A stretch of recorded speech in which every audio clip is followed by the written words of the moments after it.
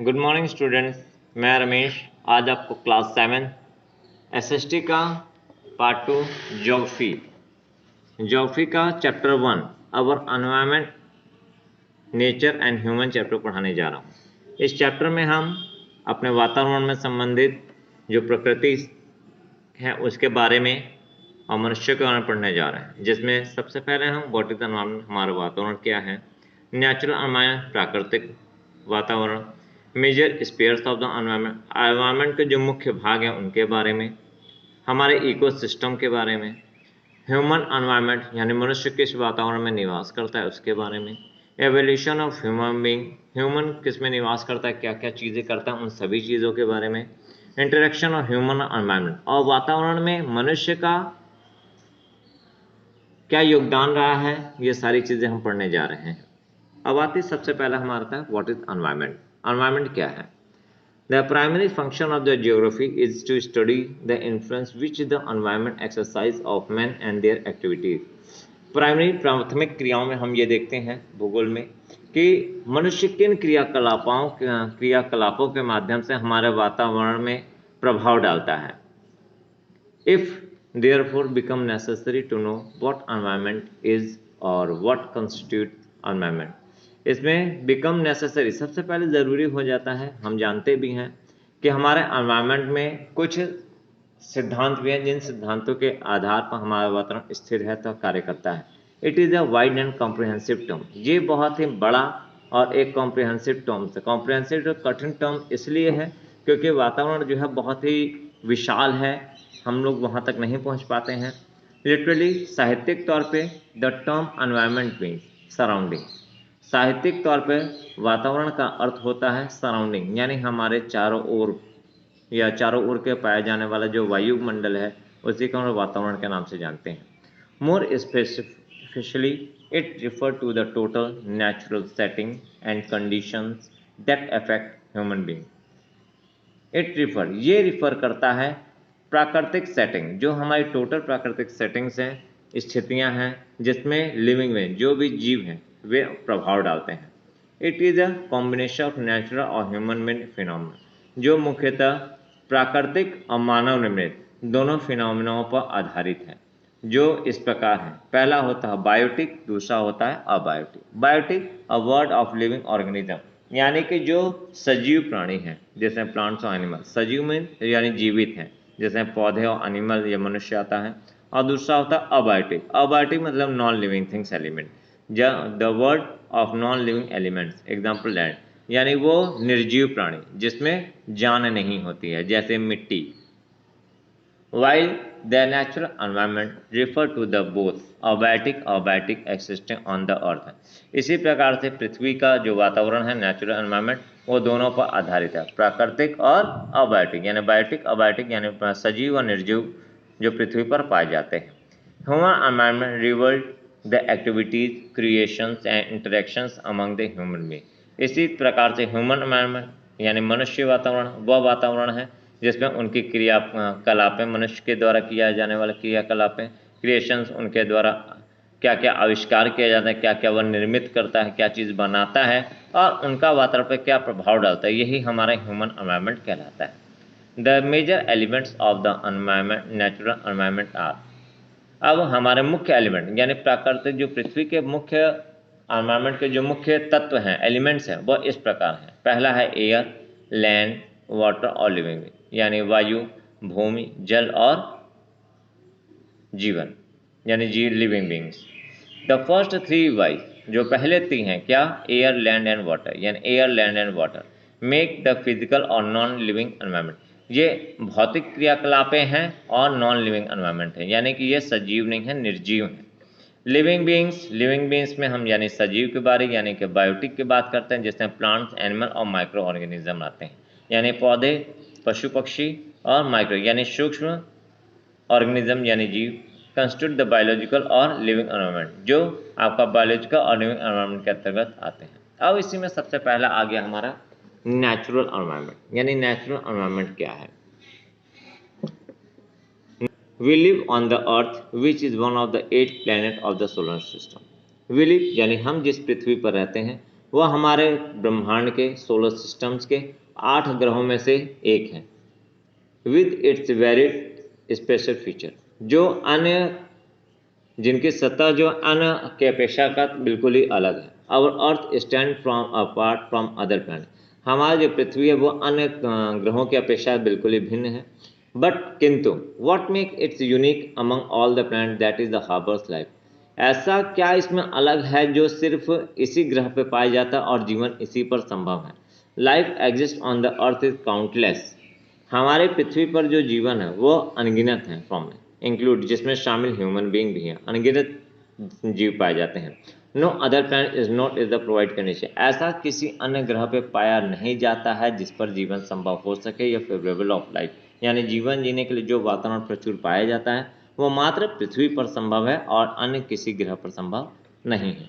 The various form of the life, इसमें जो जीवन के अन्य फॉर्म्स हैं किन उसमें पाया जाता है वो इस प्रकार है। द प्लैनेट, द प्लांट्स के रूप में, द एनिमल्स के रूप में, एंड द माइक्रो ऑर्गेनिज्म के रूप में, यानी माइक्रो ऑर्गेनिज्म मतलब छोटे से छोटा जीव के बारे में, फंगस भी इसमें आते हैं। कंस्टिट्यूट इट्स बायोलॉजिकल एनवायरनमेंट, जो पूरी तरह बायोलॉजिकल एनवायरनमेंट पे आधारित होता है। The biological environment is shaped and supported by the earth physical environment constitute by air, land and water. इसी प्रकार से आपका बायोलॉजिकल क्रियाकलापों जो आकार ग्रहण करती हैं जिसको सपोर्ट करता है भारत के फिजिकल यानी कि भौतिक संरचना, जिसमें एयर यानी कि वायु, भूमि और मिट्टी आता है। जैसे आप लोगों ने इस समय बरसात के समय में आप देखें चारों तरफ कुकरमुत्ते उड़ जाते हैं, तो उसका भी कारण जो है हमारा फिजिकल एनवायरनमेंट है, जिसमें एयर, लैंड और वाटर, यानी अगर एयर नहीं होगा तो वो नहीं उगेगा, अगर ज़मीन नहीं होगा या फिर कोई सतह नहीं मिलेगी तो नहीं उगेगा, और दूसरा पानी नहीं होगा तो नहीं उगेगा। इसके बाद the physical environment on the earth is not the same all over the world, Bharat के जो भौतिक संरचना यानी पृथ्वी के जो भौतिक वातावरण है वह पूरी पृथ्वी पर एक समान नहीं पाया जाता है। हाँ बच्चों, अभी तक आप इन सब के बारे में पढ़ लिए, एक बार फिर से इसको रिवाइज कर लेते हैं कि आप लोग क्या क्या पढ़ चुके हैं। हम लोग पढ़ चुके हैं अपने एनवायरनमेंट यानी वातावरण, नेचर और ह्यूमन चैप्टर्स को पढ़ रहे थे, जिसमें हम लोग व्हाट इज एनवायरनमेंट जो पहला स्टेप है उसके बारे में पढ़ते हैं। What is environment? एनवायरनमेंट क्या है? एनवायरनमेंट हमारे पृथ्वी के चारों ओर पाया जाने वाला वातावरण, यानी पृथ्वी के जो चारों तरफ वायुमंडलीय पाया जाता है उसी को हम लोग प्राकृतिक वातावरण के नाम से जानते हैं, यानी कि चारों ओर जो फैला हुआ है, ठीक है, जो गैपिंग है इसी को हम लोग वातावरण के नाम से जानते हैं। ये दो प्रकार का है, एक होता है बायोटिक, दूसरा होता है अबायोटिक। बायोटिक जिसको मैंने पहले बताया कि हमारे लिए इसमें सजीव लोग आते हैं, यानी कि जो भी जीवित चीज़ें हैं जैसे प्लांट एनिमल, प्लांट्स एनिमल मतलब सिर्फ प्लांट्स में पेड़ पौधे मतलब झाड़ियाँ भी इसमें हैं, झाड़ियों के अलावा ये जो घास है, घास भी हमारा जो है वो बायोटिक के अंतर्गत ही आता है। जो धान गेहूँ जितना भी हरी चीज़ें हैं, ठीक है, वे सारी चीज़ें हमारे बायोटिक के अंतर्गत आते हैं, यानी कि एनिमल्स में छोटे छोटा एक मच्छर से चींटी से लेकर बड़े से बड़े ऊँट और हाथी तक, या और हम लोग भी इसी में आते हैं, ठीक है, मनुष्य भी इसी श्रेणी में आता है बायोटिक में, यानी कि जितनी भी जीवित चीज़ें हैं, ठीक है, चाहे मच्छर हो, चाहे चींटी हो, चाहे मछली हो, चाहे मनुष्य हो, चाहे जहाँ पशु हो, गाय भैंस बकरी, सब कुछ जितना भी चल फिर सकते हैं, ठीक है, और हरे पेड़ पौधे, ये सभी हमारा बायोटिक के अंतर्गत आते हैं। अबायोटिक के अंतर्गत, अबायोटिक यानी कि निर्जीव चीज़ें, निर्जीव चीज़ें हमारी सूखी लकड़ी भी आ जाएगी, अगर लकड़ी सूख गई तो वह हमारे अबायोटिक के अंतर्गत आ जाएगी, जिसमें सॉइल जो आपका जानते हैं कि ये अमृत है, इसमें से जान नहीं होती है, तो हमारी मिट्टी हो गई, प्लस हमारा वातावरण भी इसी में, आपका एयर जो वायु बह रही है, इसी के साथ मेटल्स हो गए, यानी जो धातुएं पाई जाती हैं पृथ्वी पे, कोयला पाया जाता है, पत्थर पाया जाता है, ठीक है, ये सारी चीज़ें जो हैं सारी अबायोटिक है, यानी कि आप लोहा, एल्युमिनियम, आयरन, कॉपर, तांबा, जो भी ये सारी चीज़ें अबायोटिक के अंतर्गत आती हैं। इसी के साथ हमने अपने वातावरण के बारे में पढ़ा। अब मनुष्य वातावरण क्या होता है, यानी मनुष्य किस वातावरण में निवास करता है, मनुष्य जिस वातावरण में निवास करता है किन किन क्रियाकलापों को करता है, चाहे उसके द्वारा आपका लकड़ी बनाना हो, चाहे बॉक्स बनाना हो, चाहे अलमारी बनाना हो, चाहे कार बनाना हो, हवाई जहाज बनाना हो, और प्लस वो जिन आविष्कार कर रहा है जो बड़े बड़े उपग्रह छोड़ रहा है, धूमकेतु छोड़ रहा है, ठीक है, ये भी आपका मनुष्य के द्वारा की जाने के लिए, और इसका वातावरण पे सपोज हम लोग कोयला जलाते हैं बिजली उत्पन्न कराने के लिए, इनके द्वारा जो इंट्रैक्शन, इनके प्रभाव से हमारा वातावरण जो प्रदूषित होता है या प्रभावित होता है, मोटरसाइकिल में चलाते हैं, धुआं निकलता है, इंट्रैक्शन, ये हम लोग क्या करते हैं, प्रकृति के साथ छेड़छाड़ करते हैं, ये इंट्रैक्शंस हैं, ठीक है। इसके द्वारा जो है जिन वातावरण में मनुष्य निवास करता है उसी को हम लोग मनुष्य वातावरण यानी ह्यूमन एनवायरनमेंट के नाम से जानते हैं, ठीक है। हाँ बच्चों, अब हमारा अगला स्टेप है नेचुरल एनवायरनमेंट, जिसको हम पढ़ चुके हैं, थोड़ा सा फिर पढ़ लेते हैं दोबारा से। We live on the earth which is one of the 8 planet of solar, यानी हमारे सौरमंडल का पृथ्वी एक 8 ग्रहों में क्यों अलग है, जिस पर वी लिव, हम जिस ग्रह पर निवास करते हैं उसे पृथ्वी है, और with its varied surface features, और यहाँ के जो अलग जो ग्रह पे हमारा जो भूमि है वो अन्य ग्रहों की अपेक्षा का तो बिल्कुल ही अदर क्यों है, ऑल प्लैनेट से अलग क्यों है, क्यों, बट क्योंकि इट मेक द यूनिक, क्योंकि ये हमको अलग यूनिक क्यों बनाता है, क्योंकि पृथ्वी एक ऐसा ग्रह है जिस पर जीवन संभव है, यानी कि मनुष्य को जीवन जीने के लिए जिस प्रकार का जो वातावरण पाया जाता है वो मात्र पृथ्वी पर ही पाया जाता है, अन्य किसी ग्रह पे ऑक्सीजन नहीं पाए जाते, क्योंकि मनुष्य को श्वसन क्रिया के लिए यानी सांस लेने के लिए ऑक्सीजन चाहिए होता, ऑक्सीजन मात्र पृथ्वी पर ही मिलता है, बाकी किसी ग्रह पर नहीं मिलता है। इसलिए ये जो है पृथ्वी को बिल्कुल ही अलग यानी कि यूनिक प्लैनेट बना देता है अमंग ऑल प्लैनेट्स, यानी अन्य प्लैनेट्स की अपेक्षा तो हमको भी बिल्कुल यूनिक अलग कर देता है, जिस पर पानी और ऑक्सीजन पाया जाता है, और पानी 2 तत्वों से बना होता है, जानते हैं आप लोग, हाइड्रोजन और ऑक्सीजन से। Life exist on the earth countless, और पृथ्वी पर जो जीवन पाया जाता है वो लगभग अनकाउंटेबल है, यानी गिना नहीं जा सकता, काउंटलेस है, ठीक है। क्यों काउंटलेस है, कि उसमें देखा होगा आपने छोटे छोटा सी मछलियों की इतनी प्रजातियां हैं, छोटे छोटे जीव हैं जो नग्न आंखों से भी नहीं दिखाई दे सकते, उनको भी आप गिन कहाँ पाते हैं, ऐसे जिसमें मनुष्य भी शामिल हैं, और no other planet no other provide करें, ऐसा किसी भी अन्य ग्रह पर किसी इस प्रकार का वातावरण प्रोवाइड नहीं कर सकता जिस पर मनुष्य संभव या जीवन जी सके।